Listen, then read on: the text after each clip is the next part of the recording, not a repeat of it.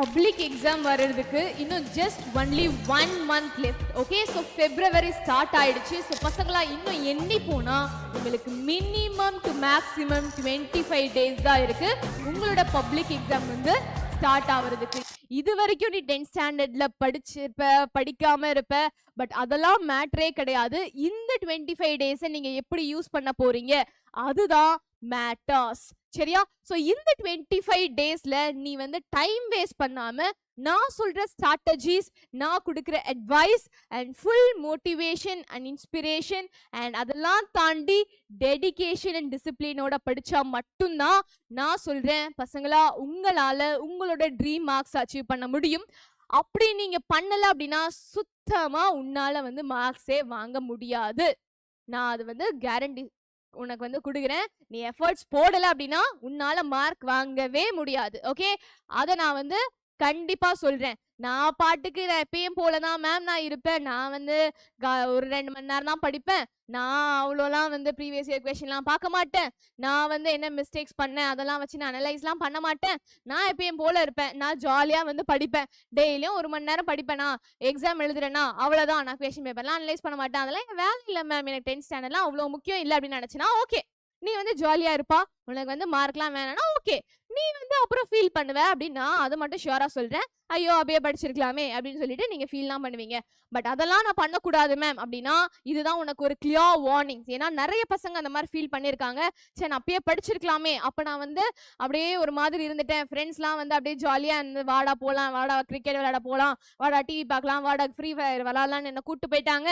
அப்பயே நான் கொஞ்சம் இந்த மூளைக்கு வந்து ஐயோ நான் படிச்சிருக்கலாமே, படிக்கணும், இந்த டைம்லாம் நீ படிப்ப அப்படின்னு வந்து யாராச்சும் எனக்கு சொல்லியிருந்தா நான் இந்த டைம்ல யூஸ் பண்ணி நான் நல்லா எக்ஸாம் எழுதியிருப்பேன் அப்படின்னு நீ ஃபீல் பண்ண கூடாது. அப்படின்னா இன்னைக்கு நீங்க என்ன ஸ்டார்ட் பண்ணும், உன்னோட ப்ரிப்பரேஷனை ஸ்டார்ட் பண்ணு. மேம் நான் இப்போ படிச்சா என்னால 495+ எடுக்க முடியுமா? டே நீ வந்து ஆல்ரெடி படிச்சுட்டு இருந்த அப்படின்னா உன்னால 495+ எடுக்க முடியும். ஏன்னா இந்த 25 days வந்து உன்னோட என்ன ஃபேஸ், இம்பார்ட்டன்டான ஃபேஸ். பட் இது வரைக்கும் நான் வந்து ஒழுங்காவே படிக்கல மேம், நான் வந்து 200 மார்க் தான் எடுத்துட்டு இருந்தேன், 250 தான் எடுத்துட்டு இருந்தேன். இப்போ நான் படிச்சா 495+ எடுக்க முடியுமானா முடியாது. சரியா? நான் ஃப்ராங்கா சொல்றேன், 495+ எடுக்க முடியாது. யாருனால? நீ வந்து இது வரைக்கும் 200 தான் எடுத்துட்டு இருந்த அப்படின்னா. ஆனா கண்டிப்பா உங்களால ப்ராக்ரஸ் காட்ட முடியும். அதுக்கு வேணா நான் கேரண்டிக்கு வந்து கொடுக்குறேன். ஆனா நீ என்ன பண்ணும், இந்த 25 days ஃபுல் அண்ட் ஃபுல் எதை பத்தியும் யோசிக்காம, without phone, without any distraction, வெளியில போறது, வித்தவுட் கிரிக்கெட், வித்தவுட் கேம்ஸ். ஆமா இதெல்லாம் உனக்கு பிடிச்ச விஷயம் தான். பட் இந்த பிடிச்ச விஷயத்தையுமே என்ன பண்ணணும், சாக்ரிஃபைஸ் பண்ணா மட்டும்தான் உங்களால அடுத்த 25 daysல பிளான் பண்ணி ஃபுல்லா ப்ரிப்பரேஷன்ல இறங்க முடியும். பசங்களா இந்த டைம்ல நிறைய படம் வரும், நிறைய பாட்டு ரிலீஸ் ஆகும், உனக்கு பிடிச்ச கேம்ஸ் வரும், உனக்கு பிடிச்ச அக்கா கல்யாணம் அண்ணா கல்யாணத்துக்குலாம் போன ஆசை தான் இருக்கும். பட் இதெல்லாம் நீ வந்து அடுத்தது அப்பயுமே அதுக்கப்புறமே எக்ஸாம் முடிஞ்சதுக்கு அப்புறமே நீ வந்து என்ஜாய் பண்ணிக்கலாம். 2 மாசம் உனக்கு ஃப்ரீயா தான் இருப்ப, நீ என்ன வேணா பண்ணலாம். ஆனா இந்த டைம்ல சில உன்னோட பிடிச்ச விஷயங்களை சாக்ரிஃபைஸ் பண்ணா மட்டும்தான் நீ நினைச்ச ட்ரீமை வந்து உன்னால அச்சீவ் பண்ண முடியும். சரியா? ஸோ பப்ளிக் எக்ஸாம்க்கு டைம் இல்லை. You have to be very very very very fast and speeden up your process. உன்னோட டைம் டேபிள் இதுதான். சரியா? ஸோ 11, 16, 25, 32 நான் மேம் நான் ஸ்டடி ஹாலிடேஸ் அந்த கேப்ல மட்டும் படிச்சுக்கிறேன்னா அந்த டைம்ல எதுவும் பண்ண முடியாதுடாக்கண்ணா. அந்த டைம்ல உன்னால புக்கை திருப்பி தான் பார்க்க முடியுமே தவிர்த்து உட்காந்து உள்ள என்னென்ன கொஸ்டின் கேட்குறாங்க, எப்படி எப்படி வரும், அதெல்லாம் வந்து கடைசி நேரத்தில் பண்ணவே முடியாது. எல்லாரும் இந்த மாதிரி தான் பண்ணி நான் பண்ணிப்பேன்னு சொல்லிட்டு நிறைய பேர் ஃபெயில் ஆகி நான் வந்து பார்த்துருக்கேன். ஸோ நீ அந்த தப்பை பண்ணாத. சரியா? ஸோ நிறைய ஸ்டூடெண்ட்ஸ் நான் சொல்லி இந்த மாதிரி பண்ணியிருக்காங்க. So don't do that mistakes. Okay, so பசங்களா இந்த 3 weeksல நீ என்ன பண்ணணும்? ஏன் மேம் 4th week நீங்க இன்க்ளூட் பண்ணலையா? February 4th week உன்னோட ப்ராக்டிக்கல் எக்ஸாம் ஸ்டார்ட் ஆயிடும். நீ அதுல கான்சென்ட்ரேட் பண்ணி தான் ஆகணும். ஸோ இந்த first 3 weeksல நீ என்ன பண்ணணும்? First week it is your Enthiran mode. என்ன மேம் சொல்றீங்க? எந்திரன் நம்ம சிட்டி ரோபோட் வந்து ஃபுல்லா எல்லாத்தையும் ஸ்கேன் பண்ணிட்டு இருப்பாங்க இல்லையா? எல்லா புக்ஸையுமே ஸ்கேன் பண்ணி எல்லாத்தையும் மண்டையில எழுதிப்பாரு. அதே மாதிரி நீ என்ன பண்ணணும், உட்காந்து நான் எல்லா சிலபஸையும் கம்ப்ளீட் பண்ண போறேன்னா சுத்தமாவே முடியாது.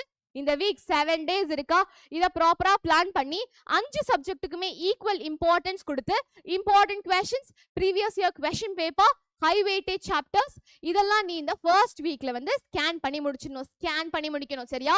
ஸோ உட்காந்து 1 மணி நேரம் படிச்சாலும் ஃபுல் டெடிகேஷனோட படிங்க. அடுத்த ஃபேஸ் என்ன, உன்னோட வீக் 2 வந்து டிராகன் மோட். டிராகன்ல நம்ம ஹீரோ எப்படி வந்து மிஸ்டேக்ஸை வந்து உணர்ந்தாங்களோ, நல்லா சீட்டிங் பண்ணி மற்ற எக்ஸாம் இன்டர்வியூலாம் பாஸ் பண்ணிட்டு கடைசி நேரத்துல வந்து ஐயோ நான் ஒழுங்கா படிச்சிருந்தாவே எனக்கு இந்த பிரச்சனை வந்திருக்காதுன்னு ரியலைஸ் பண்ணுவாங்கல்ல, அந்த மாதிரி நீ இந்த வீக் 2ல ஆல்ரெடி நீ half yearly exam, revision exam, அப்புறம் ப்ரீவியஸ் இயர் கொஸ்டின் பேப்பர், இந்த கொஸ்டின் பேப்பர்லாம் கலெக்ட் பண்ணி நீ என்னென்ன மிஸ்டேக்ஸ்லாம் பண்ண, அந்த மிஸ்டேக்ஸ் எல்லாம் வந்து நெக்ஸ்ட் டைம் பண்ணக்கூடாதுன்னு சொல்லிட்டு செகண்ட் வீக்ல நீ என்ன பண்ணணும், உன்னோட மிஸ்டேக்ஸை கரெக்ட் பண்ணுங்க. நீ எதுலாம் வீக்கா இருக்க, ஓகே, மேக்ஸ்ல, இங்கிலீஷ்ல, சயின்ஸ்ல, தமிழ்ல எதுலாம் வீக்கா இருக்க நல்லா நல்லா நோட் பண்ணுங்க. ஓகே, இந்த டைம்ல நீ வந்து என்ன பண்ணணும், கண்ணில் விளக்கெண்ணெய் ஊத்தி நீங்க வந்து பார்க்கணும். அப்படி அந்த அளவுக்கு நீ வந்து என்ன பண்ணணும், ஃபுல்லா வந்து கண்ணை விரிச்சு நீ எதுல வந்து வீக்கா இருக்கேன்னு சொல்லிட்டு ஃபோக்கஸ் பண்ணி அதெல்லாம் கான்சென்ட்ரேட் பண்ணுங்க. And high weightage concepts maximum வந்து ப்ரீவியஸ் இயர் கொஸ்டின் பேப்பர்ல இருந்து நிறைய பெர்சன்டேஜ் ஆஃப் கொஸ்டின்ஸ் ரிப்பீட் ஆகும். நான் திரும்ப சொல்லிட்டேன், அதனால previous year questions last 5 year question பேப்பரை தரோவா இருந்துக்கோங்க எல்லா சப்ஜெக்ட்லயுமே.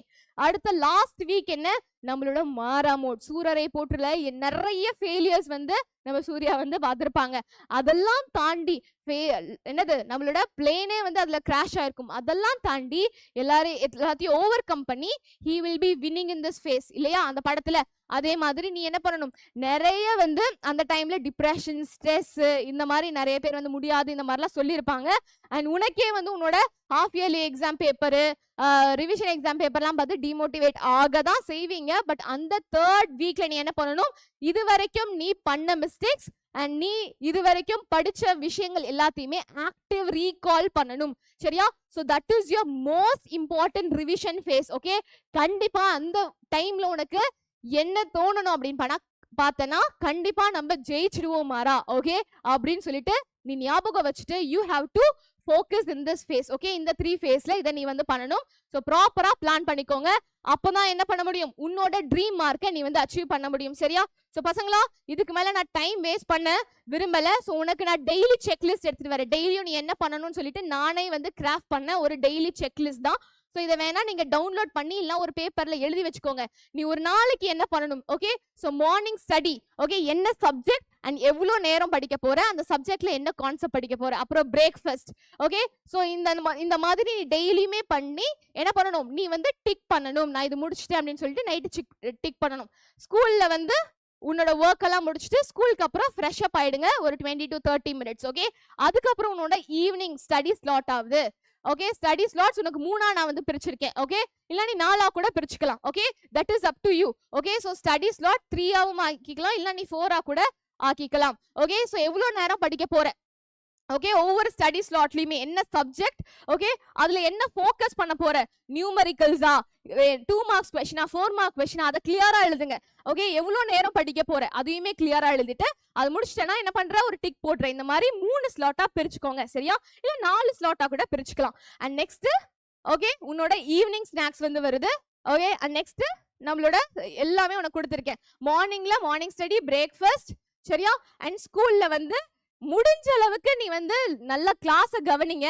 அவங்க சொல்ற இம்பார்ட்டன்ட் கொஸ்டினையும் நோட் பண்ணிக்கோங்க. நோட்ஸ்லாம் வந்து நல்லா படிச்சுக்கணும் சரியா? அண்ட் அதே மாதிரி ஸ்டடி ஸ்லாட் முடிஞ்சதுக்கு அப்புறம் உன்னோட ஹோம் ஒர்க் வரணும். ஹோம் ஒர்க்கை டக்குன்னு வந்து முடிச்சிருங்க. மேக்ஸிமம் 1 hour வந்து கொடுங்க.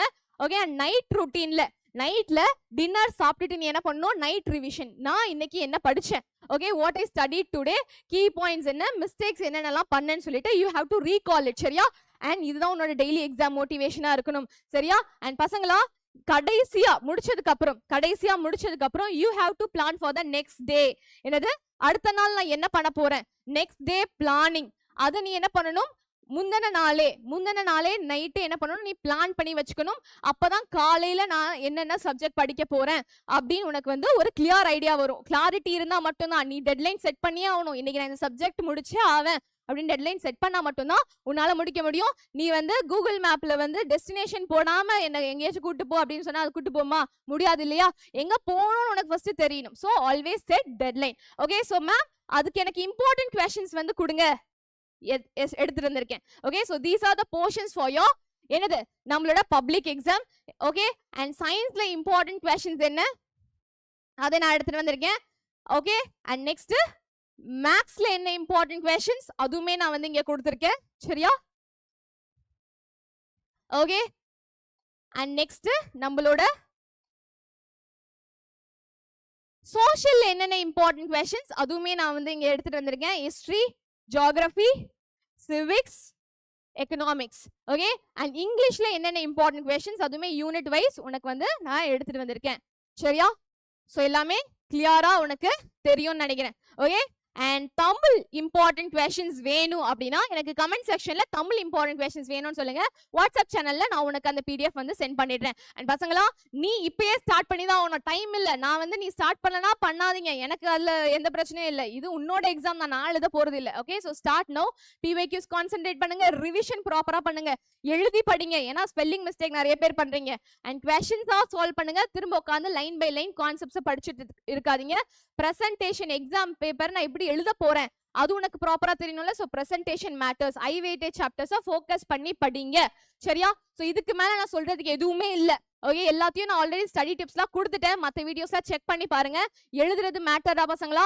கான்செப்ட்ஸை நல்லா புரிஞ்சு படிங்க, நல்லா எழுதுங்க. சரியா? டைம் மேனேஜ்மெண்ட்டும் ரொம்ப ரொம்ப முக்கியம். வேற என்ன மாதிரி வீடியோஸ் வேணும் அப்படின்னா நீங்க கமெண்ட் செக்ஷன்ல சொல்லுங்க. சோ பசங்களா, இந்த பப்ளிக் எக்ஸாமை நம்ம என்ன பண்ண போறோம்? பிளாஸ்ட் பண்ண போறோம். சோ நீங்க எல்லாருமே கமெண்ட் செக்ஷன்ல பிளாஸ்ட்னு போடுங்க. ஓகே.